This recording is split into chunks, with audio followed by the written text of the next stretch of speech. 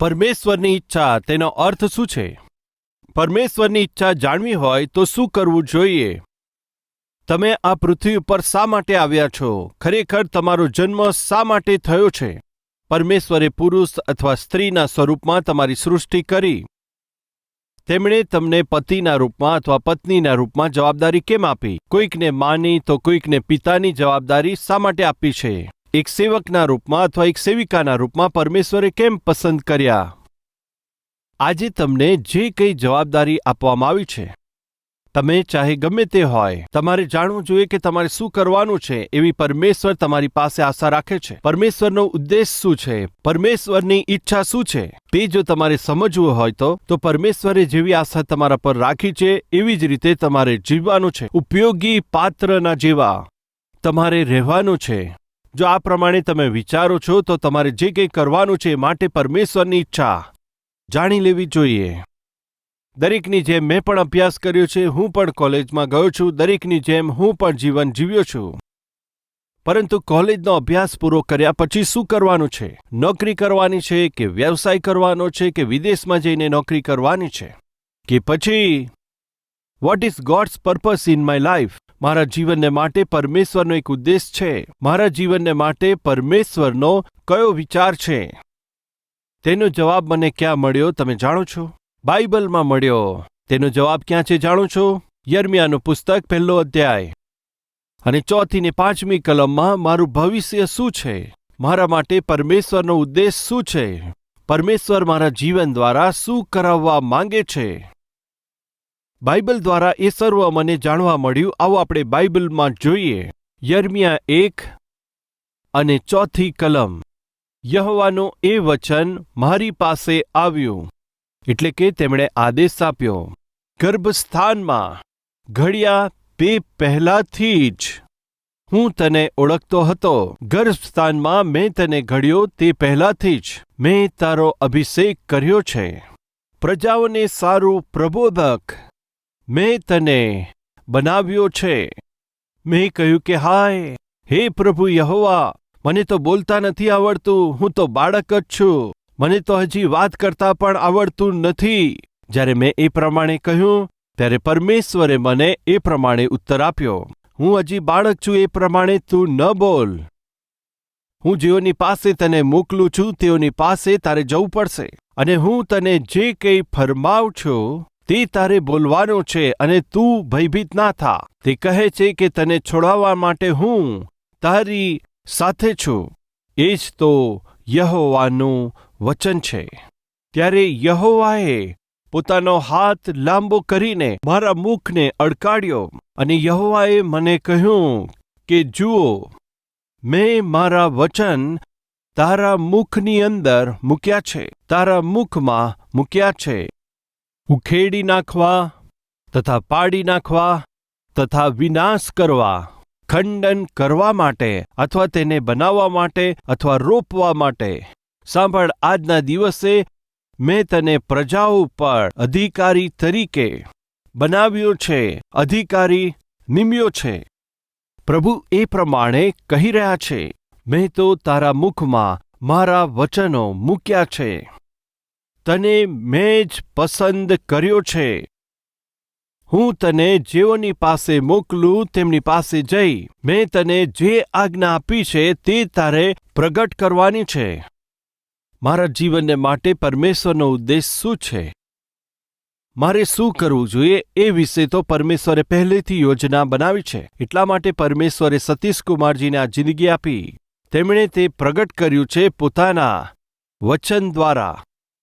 મારા વ્હાલા ભાઈઓ અને બહેનો, આજે તમે જે કંઈ છો અથવા આવનારા સમયમાં તમે જે કંઈ બનવાના છો, પરમેશ્વરે તમારે માટે જે ઉદ્દેશ રાખ્યા છે, વિચાર રાખ્યા છે, તે કયા છે?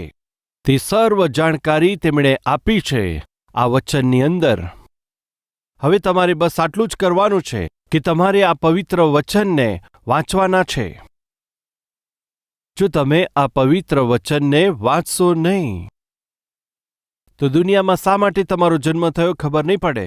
તમે શું કરી રહ્યા છો તે વિશે સમજ નહીં પડે. તમે શું પ્રાપ્ત કરશો તે પણ ખબર નહીં પડે. આ પૃથ્વી પર પરમેશ્વરનો શું ઉદ્દેશ છે તમારા માટે ખબર નહીં પડે. તમારું આખું જીવન એક અવ્યવસ્થામાં રહેશે. તમારું આખું જીવન અસ્તવ્યસ્તતામાં રહેશે. તમારું કોઈ નિશ્ચિત ઠામ ઠેકાણું નહીં રહે. આજે ઘણા બધા લોકો એવા છે, તેમના જીવનમાં કોઈ દર્શન નથી, બસ જીવવાનું છે એટલા માટે જીવતા જાય છે. તેનું કારણ શું છે? કેમ કે તેઓ બરાબર વચન નથી વાંચતા. જો તમે આ પવિત્ર ગ્રંથને વાંચો છો ત્યારે તો તમે તમારા જીવનમાં મહાન બની શકશો. તમારા જીવનને માટે પરમેશ્વરના જે ઉદ્દેશ છે તેને તમે ગ્રહણ કરી શકશો.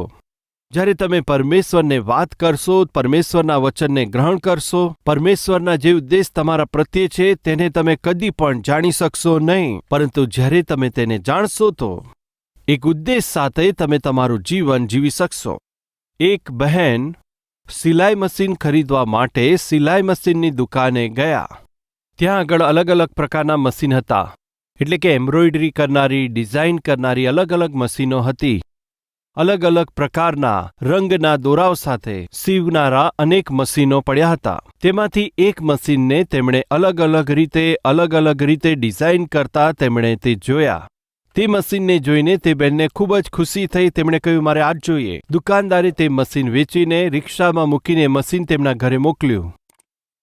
ઘરમાં આવ્યા પછી હવે તે મશીનનો કેવી રીતે ઉપયોગ કરવાનો છે, કેવી રીતે તેની સિલાઈ કરવાનું છે વિચાર્યું હતું. તેમણે અલગ અલગ પ્રકારની ડિઝાઇન જે મનમાં રાખી હતી વિચારીને તેમણે તે મશીનને સંપૂર્ણ રીતે ઇન્સ્ટોલ કર્યું. હવે મારે જલ્દીથી સરસ સિલાઈ કરવી છે એમ વિચારીને એક કપડું પણ લાવી દીધું. જ્યારે સીવવાનો પ્રયત્ન કર્યો ત્યારે સીવણ નહોતું થતું.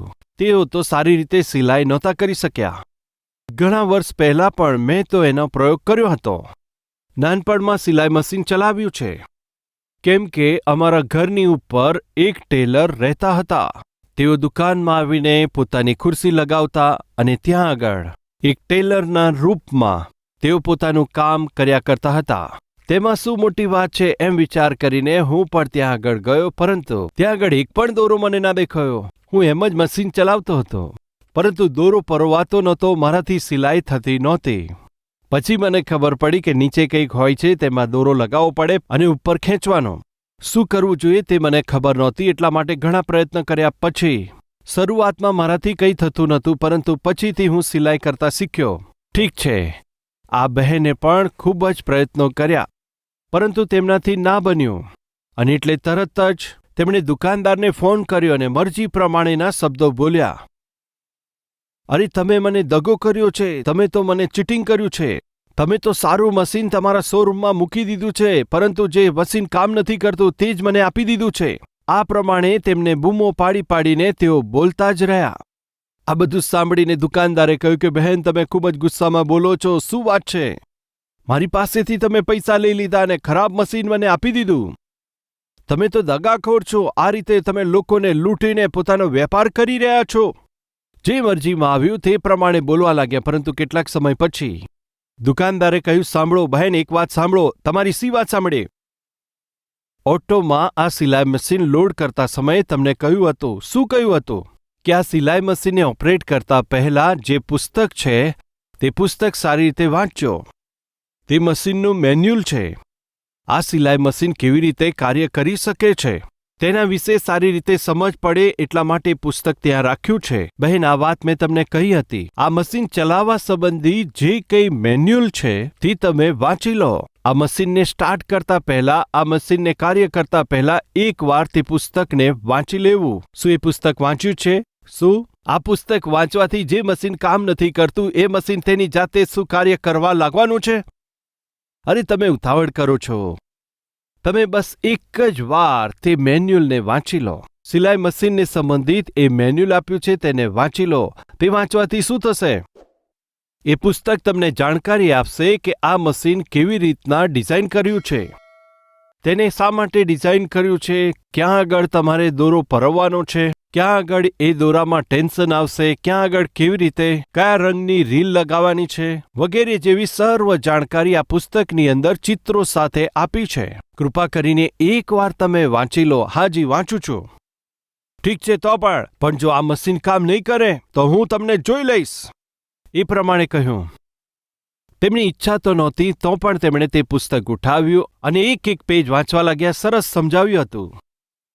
જો તમારે સફેદ દોરાથી સિલાઈ કરવી હોય તો અહીં આગળ આ જગ્યાએ સફેદ દોરો લગાવવો પડશે. લીલો દોરો લગાવવો હોય તો અહીં આગળ લગાવો. 3 દોરા લગાવવા હોય તો આ જગ્યાએ લગાવવાના છે. અને આ રીતે આ મશીનને તમે સેટ કરજો. આ સર્વ ઇન્સ્ટ્રક્શન અહીં આગળ સારી રીતે આપ્યા છે. આ ઇન્સ્ટ્રક્શન અનુસાર સર્વ સેટિંગ બરાબર રીતે કરવાથી બધા દોરા બરાબર લગાવ્યા પછી થોડા સમય પછી તેમણે સિલાઈ કરવાનું શરૂ કરી દીધું અને સિલાઈ તો બરાબર થવા લાગી. તે કામ શરૂ કર્યું અને તે જે વિચારતા હતા, જે રીતે મનમાં હતું એ પ્રમાણે ડિઝાઇન બનવા લાગી. તેણે ફોન કર્યો. શું ફોન કરવાની જરૂરત જ શું હતી?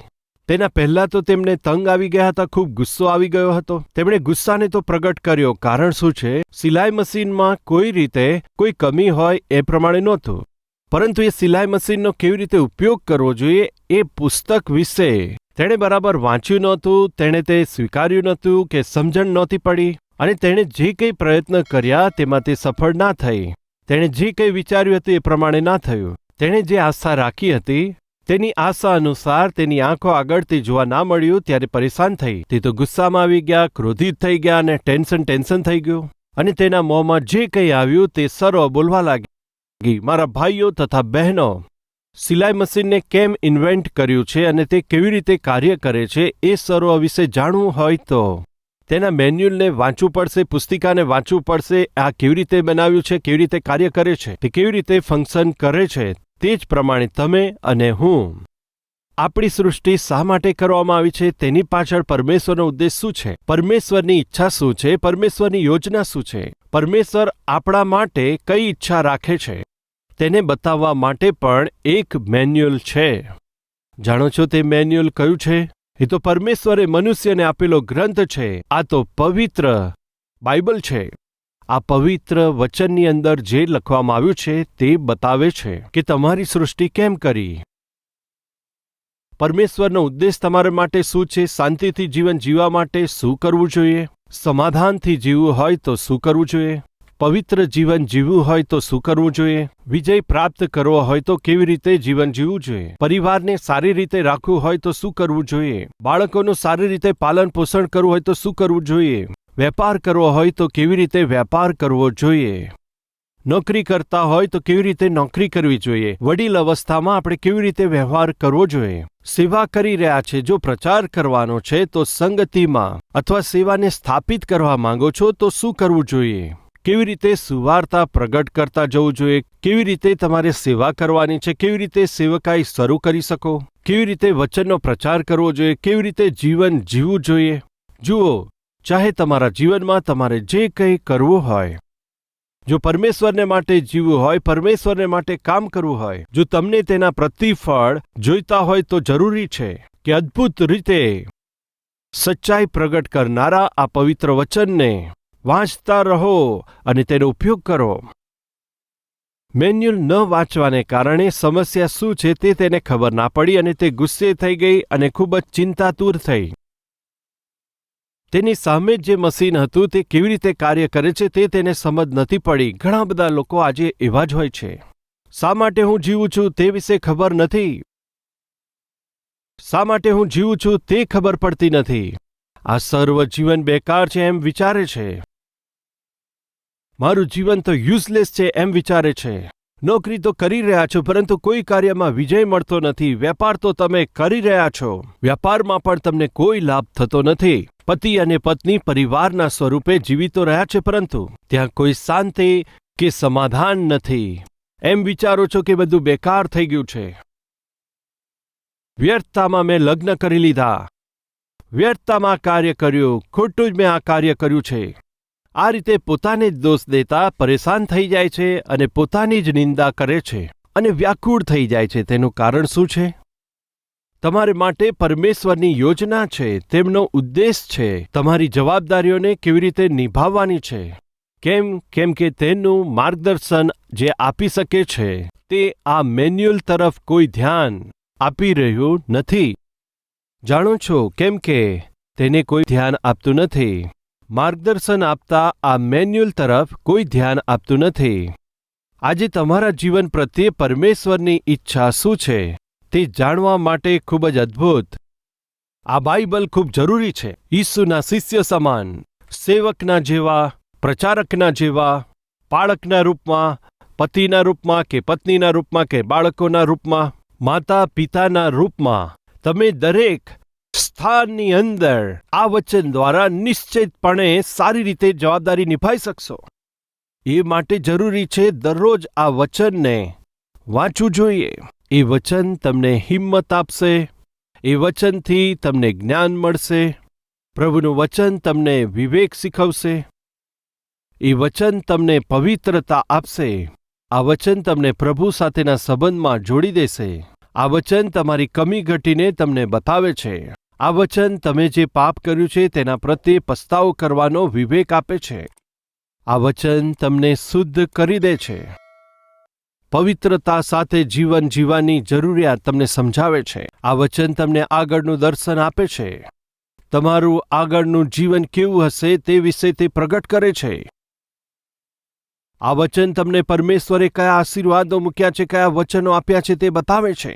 મૃત્યુ પછી તમે ક્યાં જવાના છો તે વિશે જ્ઞાન આપે છે. મારો જન્મ કેમ થયો, હું શા માટે જીવતો છું અને કેવી રીતે હું જીવતો છું, મારે કેવું જીવન જીવવું જોઈએ, મારું મરણ કેવી રીતે થવું જોઈએ એ સર્વ બતાવે છે. અને મૃત્યુ થયા પછી તમે ક્યાં જવાના છો અથવા ક્યાં નથી જવાના તે પણ પ્રગટ કરે છે. એટલે કે માણસના મરણ પછી, મૃત્યુ પછી ક્યાં આગળ પહોંચીશું, ક્યાં આગળ જવાના છે એ સર્વ પ્રગટ કરે છે. ત્યાં આગળ શું છે, શું થવાનું છે તે સર્વ આ વચન આપણને પ્રગટ કરે છે. મારા પ્રિય ભાઈઓ તથા બહેનો, કૃપા કરીને તેની અવગણના ના કરશો. આ તો અરીસા જેવું છે, તે આપણી ક્ષતિઓને પ્રગટ કરે છે. એ તો દીપકના જેવું છે, તે આપણને આપણો માર્ગ બતાવે છે. એ તો દિશા દર્શાવનાર જેવું છે. અત્યારે તમે ક્યાં છો, કેવી પરિસ્થિતિમાં છો તે બતાવે છે.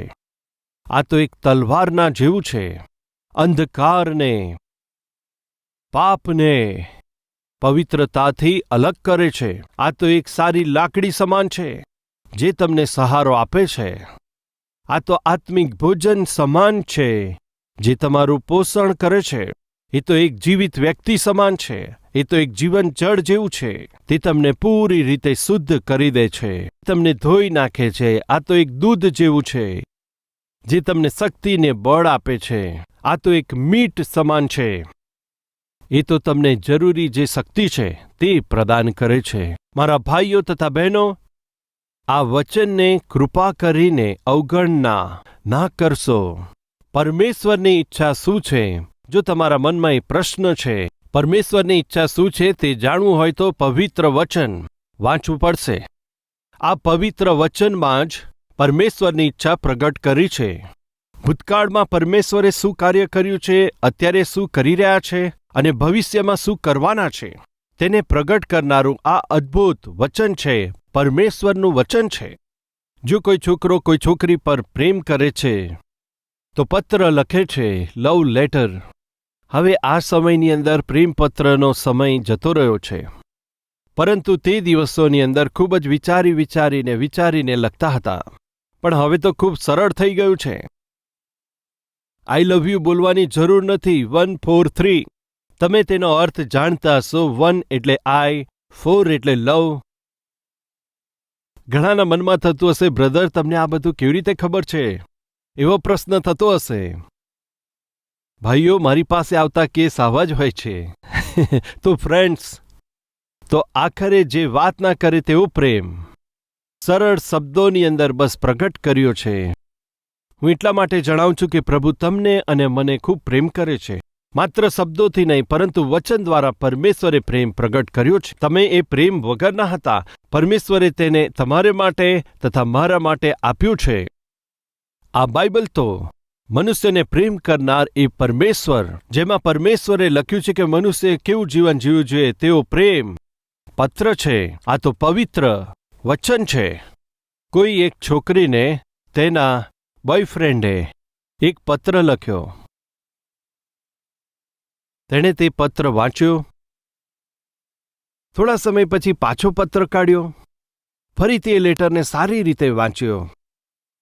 સાંજે ફરીથી તે લેટર કાઢ્યો અને આખો લેટર સરસ રીતે પાછો વાંચ્યો. સૂતા પહેલા અચાનક તેને યાદ આવ્યું ત્યારે તે જઈને પત્ર નીકાળ્યો અને ફરીથી વાંચ્યો.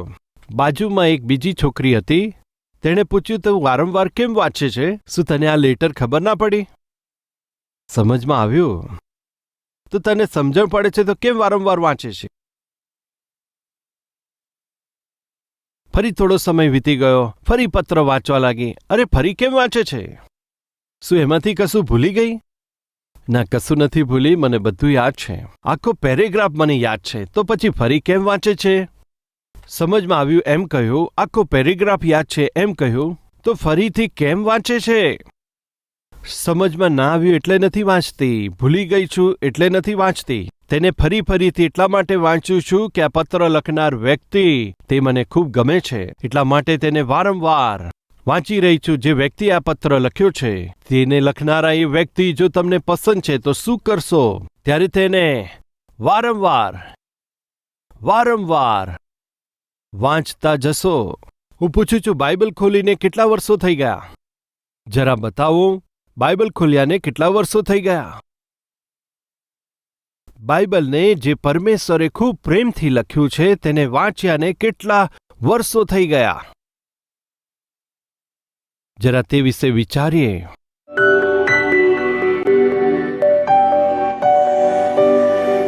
મહાપવિત્ર પરમેશ્વર, પ્રેમથી ભરાયેલા પરમેશ્વર, અમારા જીવનનો આધાર તો તમારી ઈચ્છા છે. જે તમારી ઈચ્છા પૂરી કરે છે તે દ્રઢ ઊભો રહી શકે છે. એ જ બાઇબલ આપણને શીખવે છે. તમારી ઈચ્છા પૂરી કરવાની છે, અમારે સ્થિર ઊભા રહેવાનું છે. તમારી ઈચ્છા અનુસાર કરીએ એ જ તમારું વચન છે. આજ સુધી અમે તમારા વચનની અવગણના કરતા આવ્યા છે. અમે તમારા વચનને ધ્યાન નથી આપ્યું, તેની અવગણના કરી છે, તેને વાંચ્યું નથી, તે તરફ ધ્યાન નથી આપ્યું, તેને સમજથી ના લીધું. પ્રભુજી, એ રીતે અમે અમારા જીવનને ભારે સંકટમાં લાવી દીધું છે, માટે અમને માફ કરજો. આજથી અમે સર્વ લોકો તમારા વચન અનુસાર મનન કરતા આગળ વધતા જઈએ. પ્રત્યેક દિવસ તમારા વચનથી 4-5 અધ્યાય અમે વાંચીએ.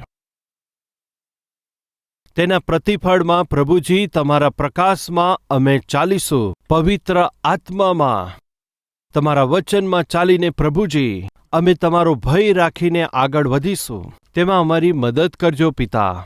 તમારા વચન પ્રત્યે અમારામાં વિશ્વાસ ઉત્પન્ન કરજો. અમારા શરીરને માટે જેમ ભોજનની જરૂર છે તેમ આત્માને માટે ભોજનની જરૂર છે. અમારું ભોજન તમારું વચન છે. મનુષ્ય માત્ર રોટલીથી નહીં પરંતુ તમારા મુખમાંથી નીકળતા પ્રત્યેક વચનથી જીવશે. અમારે તમારા વચનથી જીવવાનું છે. અમારી મદદ કરજો. અમારી આત્મિકતાને બચાવી રાખજો. અમારા પર કૃપા કરજો કે અમે વચનનું મનન કરીએ. વચન અનુસાર જીવવાનો આશીષ અમ સર્વને કૃપા કરી આપજો. ઈસુ ખ્રિસ્તના નામમાં આ પ્રાર્થના કરીએ છીએ. આમેન.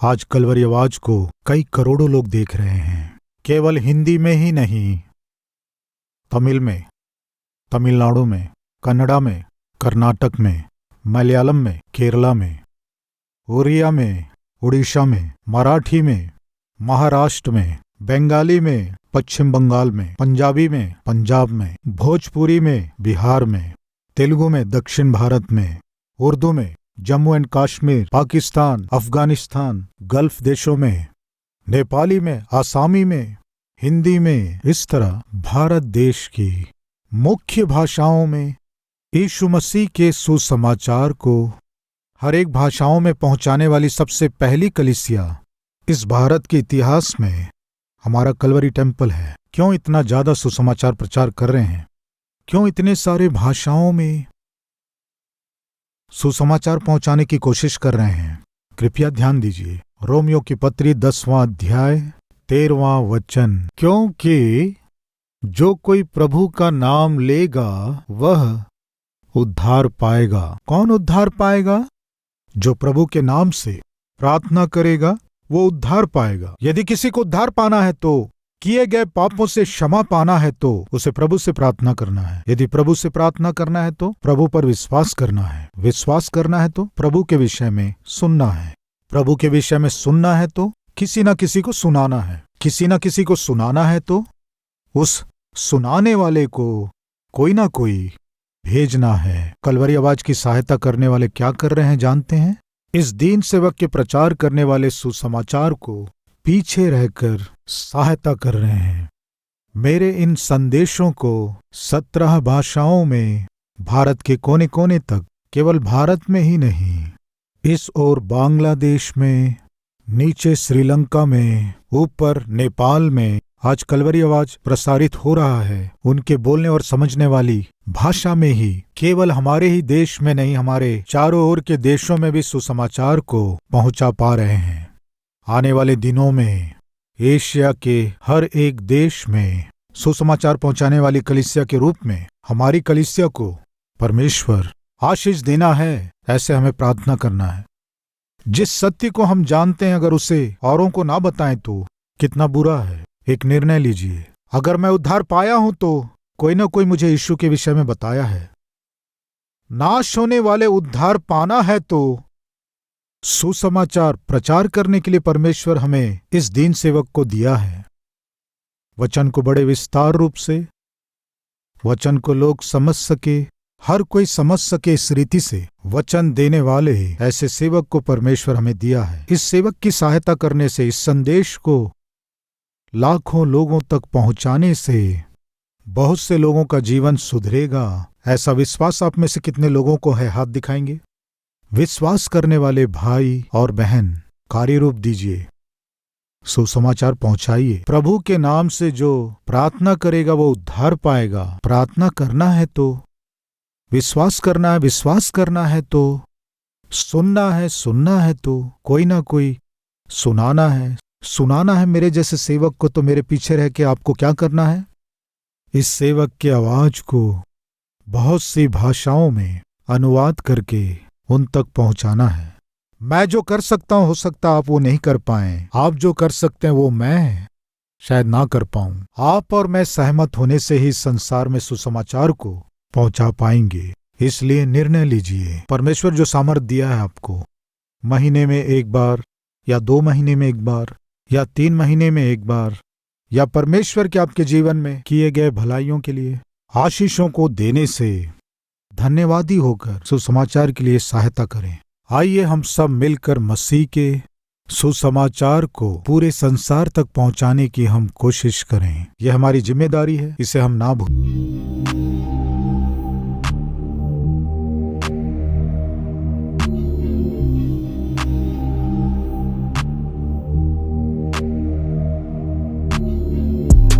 તમારું address Calvary, post box number 30, Kukatpally, Hyderabad 72।